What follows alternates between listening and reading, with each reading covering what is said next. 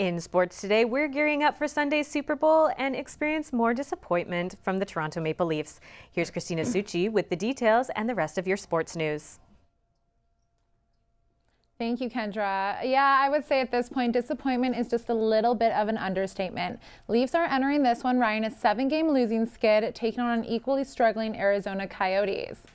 Leafs now with just 6 goals in the last 7. That's the worst total in team history. Jump to late first. JVR is going to hook up with Phil Kessel. Kessel with his first goal in 8 games. Leafs get up early after 1, but it was downhill from there. A soft wrist shot from 114 feet away from Oliver Ekman-Larsson catches Bernier sleeping. Then just a few minutes later, Coyotes strike again, another softie. That's 2 goals in less than 4 minutes. The Yotes go on to take this one 3-1. Leafs get their 8th straight loss.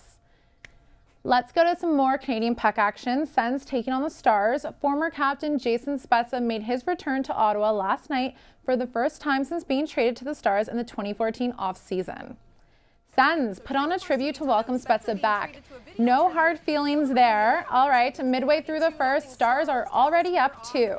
Alex Hemsky, he roofs it. Leonard with 8 goals allowed on the last 39 shots against the Stars. Later on, Horkoff will tee up Spezza, but Leonard, this time he denies him. Third period, tied at 3s. John Klingberg takes off, beats Leonard with the wrister. Sens take it 6-3, the final. Okay, so the Super Bowl is only 3 sleeps away. We've got arguably the best quarterback in the league right now and maybe even history. Tom Brady and the Patriots taking on the 12-time defending champs, the Seattle Seahawks. One of the biggest matchups in NFL history between the Patriots' deflated ball scandal and the antics of Marshawn Lynch. We're expecting just about anything on Sunday. But before that, we still have the Super Bowl press conference featuring who other than Mr. Lynch. But when I'm at home in my environment, I don't see y'all. But y'all mad at me. And if y'all ain't mad at me, then what y'all here for? I'm here. I'm available for y'all. I done talked. All of my requirements are fulfilled. So now for this next 3 minutes, I'll just be looking at y'all the way that y'all looking at me. Thank you. That's a statement for the league.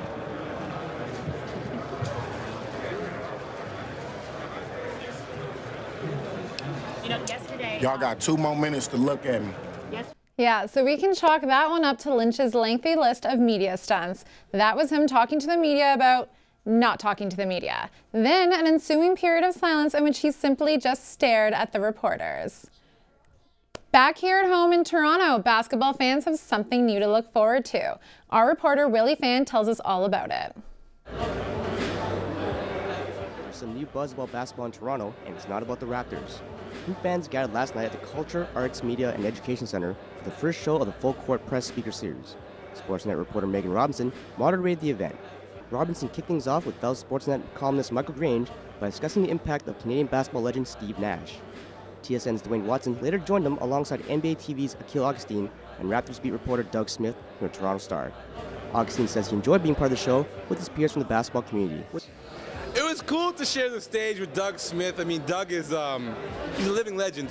No one's covered more basketball in the Toronto media scene than Doug Smith. So it was cool. It's humbling to be up there and to be allowed to give my opinion on the same stage as him. Jesse Aceto is owner of Mega City Basketball, which is Toronto's largest men's recreational league. He says it was exciting to see a live show starring his close friends, Augustine and Watson, who is also known as Sweets. Akil is a crazy person, but I love him. He's awesome.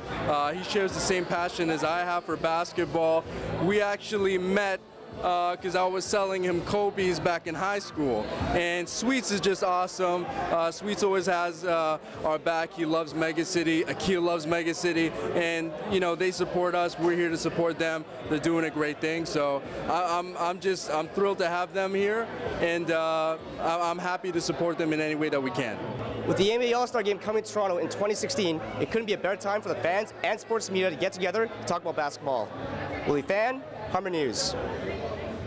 Thank you, Willie. And what kind of weather will we have for the Super Bowl this weekend? Here's Chelsea Howard with your weekend forecast.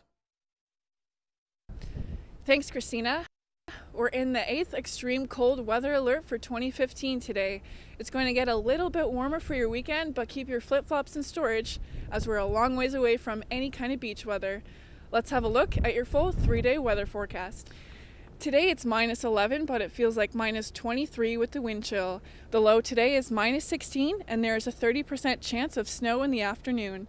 Saturday, there's a 40% chance of snow with a high of -5 and a low of -15.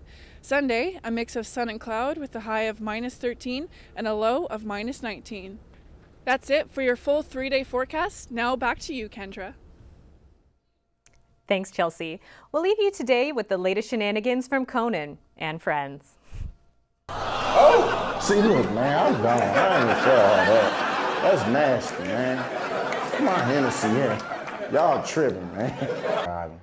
That was the reaction from the host and his guests to the latest version of Mortal Kombat. Conan had Hawks running back Marshawn Lynch and Patriots tight end Rob Gronkowski play the game with him. The result? Comedic gold. For real? Yeah, so that's kind of like Buffalo. You guys are about to murder each other, and you're having a nice. Where are you from, Chad? It doesn't fit with what you're doing at all. Yes! The rest of us will have to wait a couple months before checking out the action. The game comes out April 14th. Yeah. I won! Yeah. That's all for today. Details on these stories and more you can check out humbernews.ca. Humber News is produced by students in the journalism program at the North Campus. I'm Kendra Hamilton. Join us Wednesday for our next news update. Have a great weekend.